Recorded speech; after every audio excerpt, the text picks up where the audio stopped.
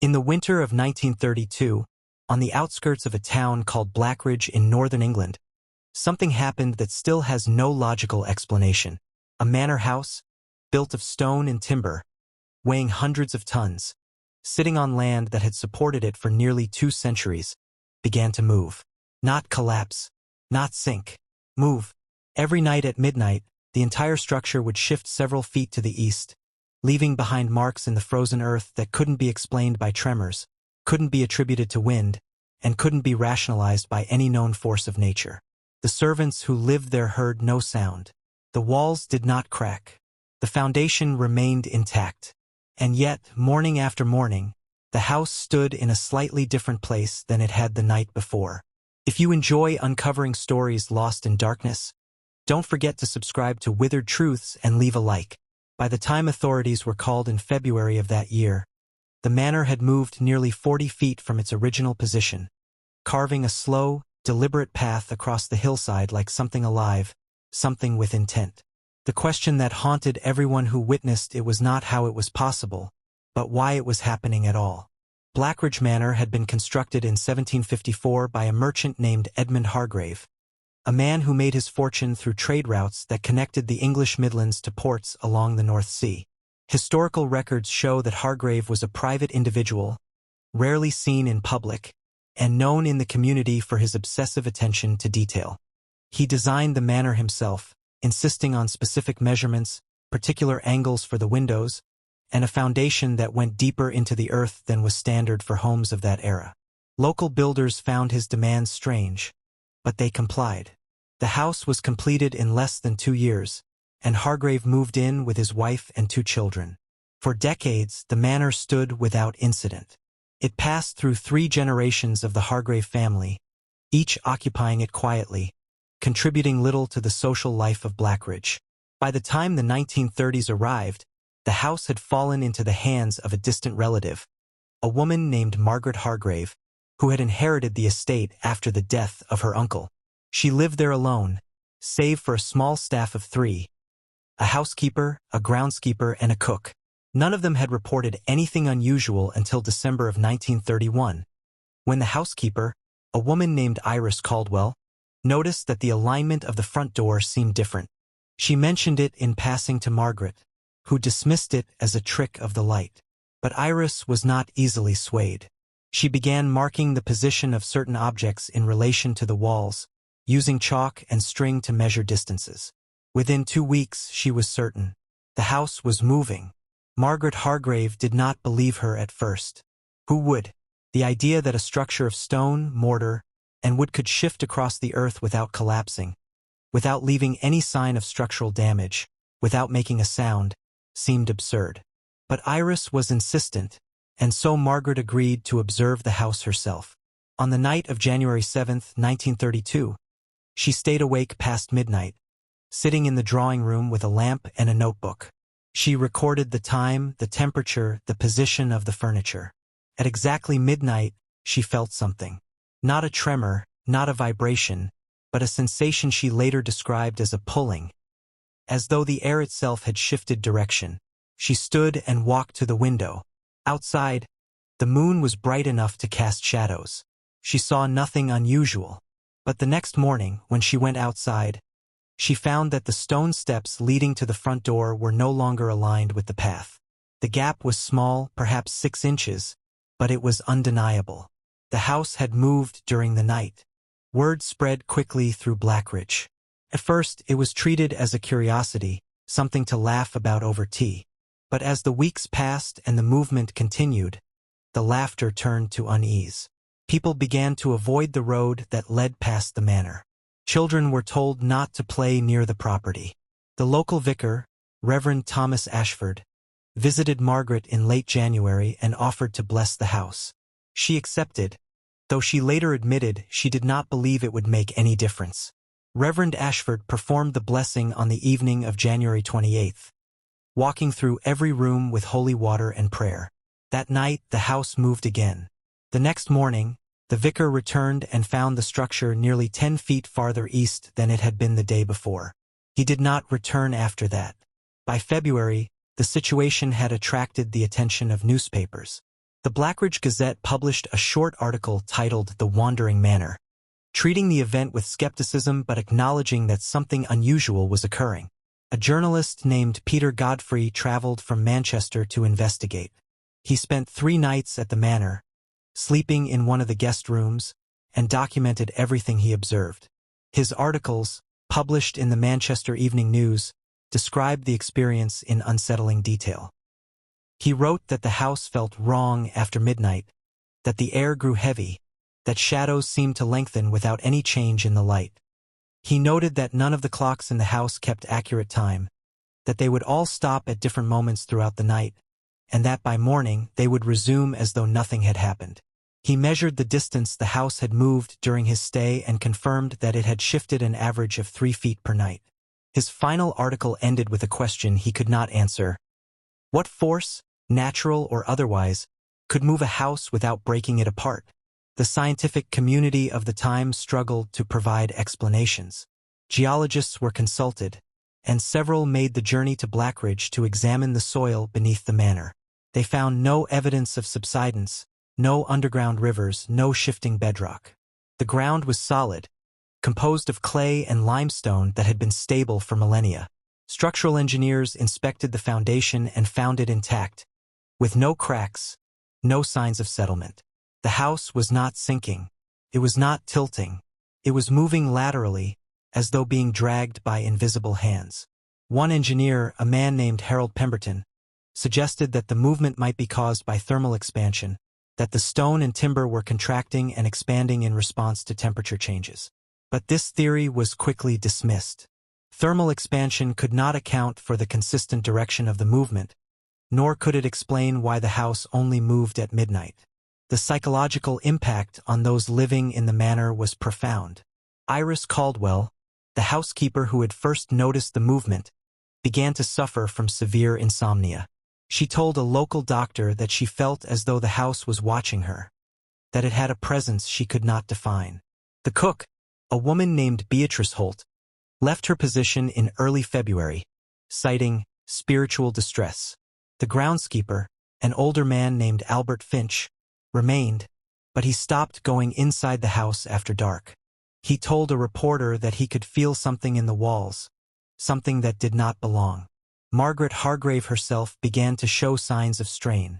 Her letters from this period, preserved in the Blackridge Historical Society, reveal a woman torn between rationality and fear. In one letter to her cousin, dated February 14th, she wrote, "I do not believe in ghosts, and yet I cannot deny what I see each morning. The house moves, and I do not know why. I do not know if I should stay or if I should leave. But where would I go? This is my home, and it is leaving me behind." Share in the comments. What country are you in, and what time is it right now?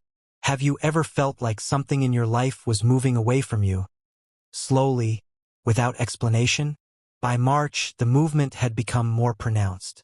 The house was now nearly 60 feet from its original position, leaving behind a trail of disturbed earth that resembled a scar across the hillside. The local authorities, uncertain of how to proceed, contacted officials in London. A team from the Ministry of Works was dispatched to investigate. They arrived in mid-March and conducted a thorough survey of the property. Their report, filed on March 22, 1932, acknowledged the movement but offered no definitive cause. The language in the report is careful, almost reluctant, as though the authors themselves were unsure of what they had witnessed. They noted that the house appeared structurally sound, that the movement was consistent and measurable, and that no known geological or engineering explanation could account for the phenomenon. The report concluded with a recommendation that the house be monitored but not interfered with, as any attempt to anchor or stabilize it might result in catastrophic structural failure. In other words, the government's official position was to do nothing and wait. The question of Edmund Hargrave, the original builder, began to surface in local discussions. Who was he, and why had he built the house the way he did? A search through parish records revealed little. Hargrave had been baptized in a church in Derbyshire, had married at the age of 26, and had moved to Blackridge shortly after. There were no records of his business dealings, no ledgers, no correspondence. It was as though he had deliberately erased his past. One detail, however, stood out. In the church registry, next to his name, was a small notation in Latin, Muris movit, anima mene. The wall moves, the soul remains. The handwriting was not that of the priest who had kept the registry, and there was no explanation for why the phrase had been added. When a local historian attempted to trace the origin of the phrase, they found it in only one other place.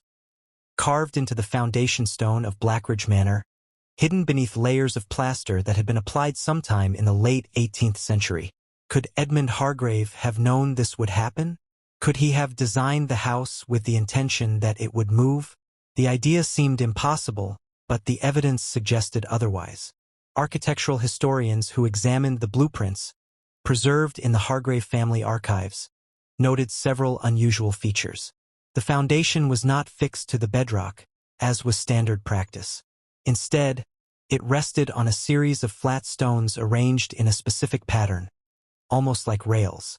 The walls were constructed with interlocking beams that allowed for flexibility, a technique more commonly seen in shipbuilding than in residential architecture.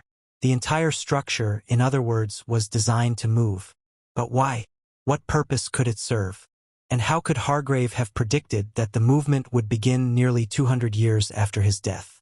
Theories began to proliferate, each more speculative than the last. Some suggested that the house was built on a ley line, a supposed alignment of ancient sites that some believed carried mystical energy. Others claimed that Hargrave had been involved in occult practices, that he had somehow bound his spirit to the house and was now pulling it toward some unknown destination. A few pointed to the alignment of the movement, noting that the house was traveling east, toward the rising sun, and speculated that this had religious significance. But none of these theories could be proven, and none addressed the fundamental question. If Hargrave had intended the house to move, what was it moving toward? By April, the media attention had grown intense. Photographers arrived daily, capturing images of the manor and the trail it left behind. Some of these photographs were published in national newspapers, and the story of Blackridge Manor began to spread beyond England. Letters arrived from all over Europe, from people claiming to have experienced similar phenomena, though none of their accounts were verified. A spiritualist from London, a woman named Evelyn Cross, requested permission to conduct a séance in the house. Margaret Hargrave, desperate for answers, agreed. The séance took place on the evening of April 10th, with Evelyn Cross, Margaret, and 2 assistants present. According to the notes taken by one of the assistants, the session began quietly, with Cross attempting to make contact with Edmund Hargrave. For nearly an hour, nothing happened. Then, at exactly midnight, every candle in the room extinguished simultaneously. Cross claimed to have heard a voice, low and distant, saying a single word, eastward. When the candles were relit, the séance ended abruptly. Cross left the house and refused to discuss what had occurred. She later told a journalist that the presence she had felt was not malevolent, but it was not benign either. It was, in her words, purposeful. The house continued to move through the spring. By May, it had traveled more than 100 feet. The garden that had once surrounded it was now a ruin, torn apart by the shifting foundation. The driveway no longer led to the front door. Fences had been uprooted. Trees that had stood for decades were left behind as the house crept steadily eastward. Margaret Hargrave, exhausted and increasingly isolated, made the decision to leave. She moved to a cottage in a nearby village, taking only what she could carry. The house was left empty, but the movement did not stop. Reports from neighbors indicated that the house continued its nightly migration, unoccupied, as though it no longer needed anyone inside to compel it forward. Albert Finch, the groundskeeper, was the last person to maintain any connection to the property. He visited daily, documenting the house's progress, measuring the distance, noting any changes. His journals, which survived and are now held in the Blackridge Museum, provide the most detailed account of the house's behavior during this period. On May 27th, he wrote, "The house is nearly 200 feet from where it began. I no longer recognize the land it once stood on. It is as though it is erasing its own past, step by step." The turning point came in June. On the night of June 14, 1932, the house stopped moving. There was no warning, no change in behavior. It simply halted, as though it had reached its destination. The next morning, Albert Finch arrived to find the manor sitting at the edge of a small clearing, surrounded by trees that had not been disturbed. The ground beneath it was level. The structure was intact. But something else had changed. The front door, which had always faced west, now faced directly east. It was as though the house had rotated during its final movement, aligning itself with the rising sun. Finch stood there for over an hour, waiting for something to happen. Nothing did. The house remained still. Investigators returned, eager to understand why the movement had ceased. They conducted another survey, examined the foundation, tested the soil. Everything appeared normal. There was no obvious reason why the house had stopped, just as there had been no obvious reason why it had started. One detail, however, caught the attention of a surveyor named Richard Talbot. He noticed that the clearing where the house now stood was not random. It was, according to historical maps, the exact location of a stone circle that had been dismantled in the early 17th century. The stones had been removed and used for construction elsewhere, but the site had remained marked on older maps. The house had moved, over the course of 6 months, directly to the place where the stone circle had once stood. Was this coincidence? Could Edmund Hargrave have known about the stone circle when he built the house? Could he have designed it to return to this place 200 years after his death? The possibilities are dizzying, and none of them can be confirmed. What is certain is that the house never moved again. It stood in that clearing for another 11 years, unoccupied, slowly decaying. Margaret Hargrave never returned. She died in 1937, and her will specified that the house was not to be sold or demolished. It was to remain as it was, untouched. In 1943, during the war, a German bomb fell in a field half a mile from Blackridge. The shock wave from the explosion caused structural damage throughout the area. Blackridge Manor, weakened by years of neglect, collapsed. By the time locals reached the site, there was little left. The stone had crumbled. The timbers had splintered. The foundation, that strange arrangement of flat stones, was scattered across the clearing.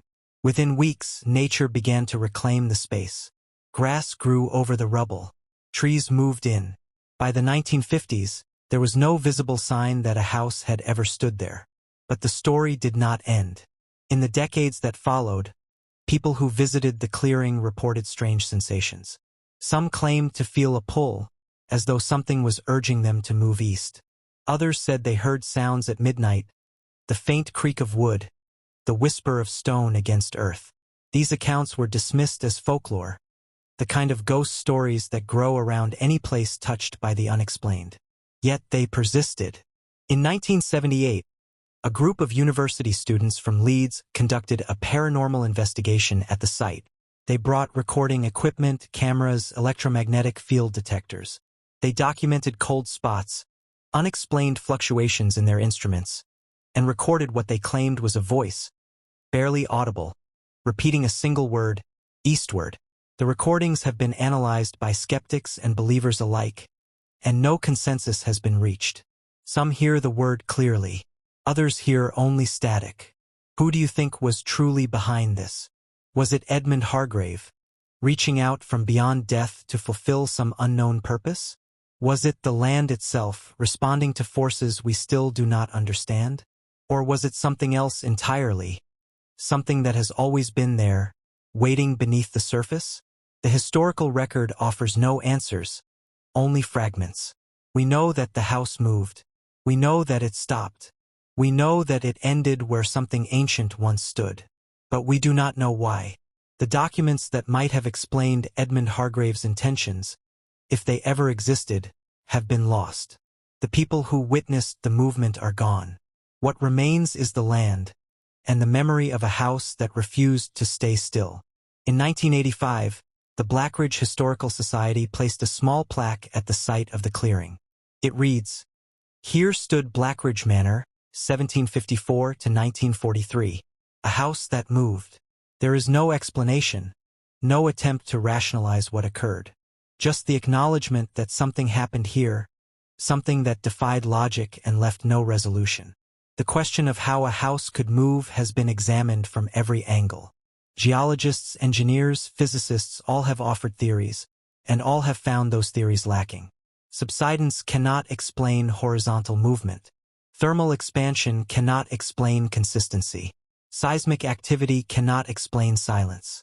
What remains, after all the theories have been exhausted, is the simple, uncomfortable fact that the house moved, and no one knows why. This is not a story with a tidy conclusion.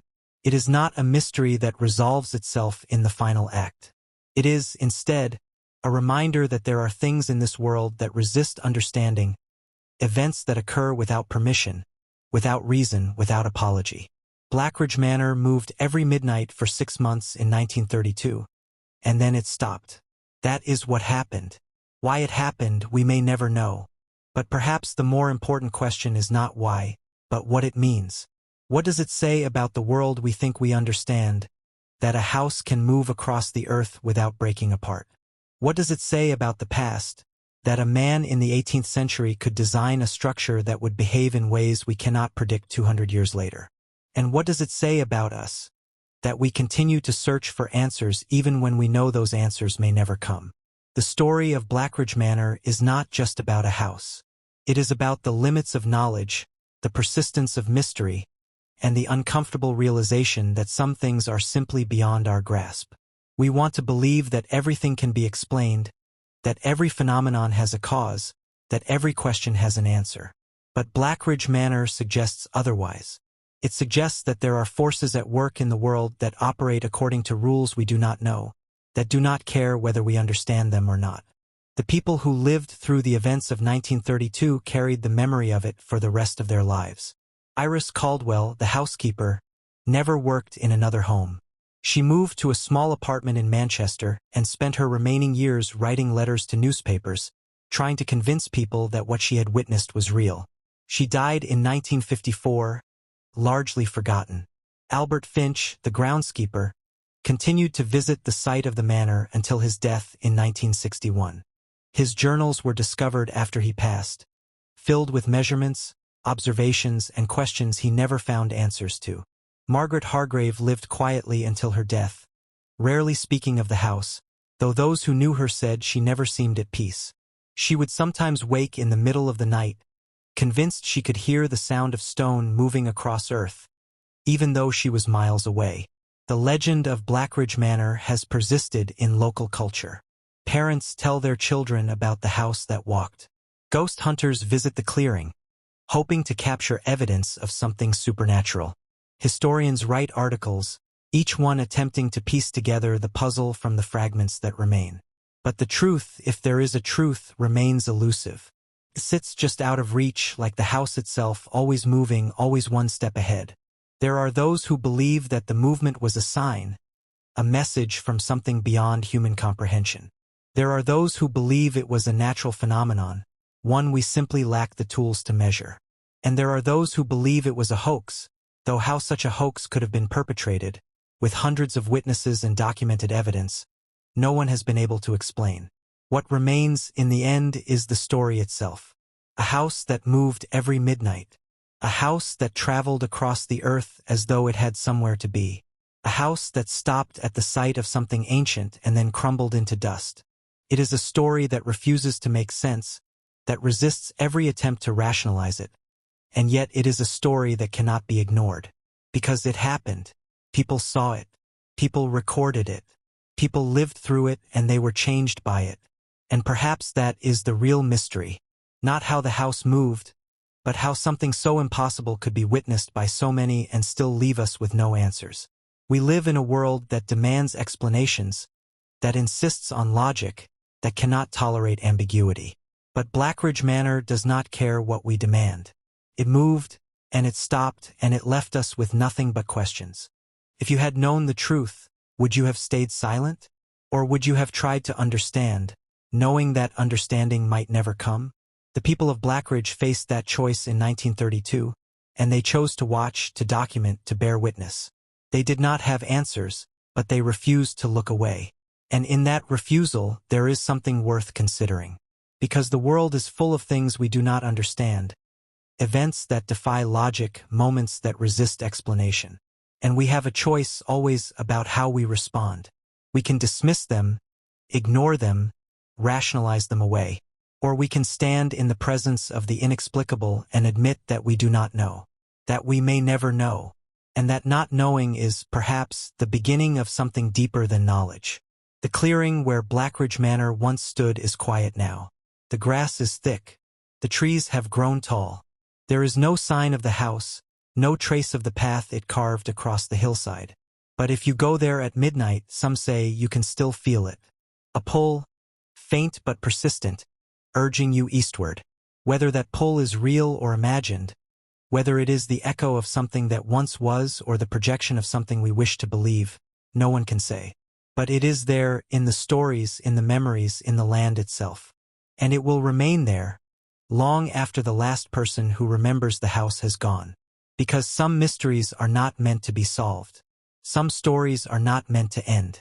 They are meant to linger, to haunt, to remind us that the world is stranger and deeper and more unknowable than we could ever imagine. Blackridge Manor moved every midnight in 1932, and then it stopped. That is what we know. Everything else is shadow.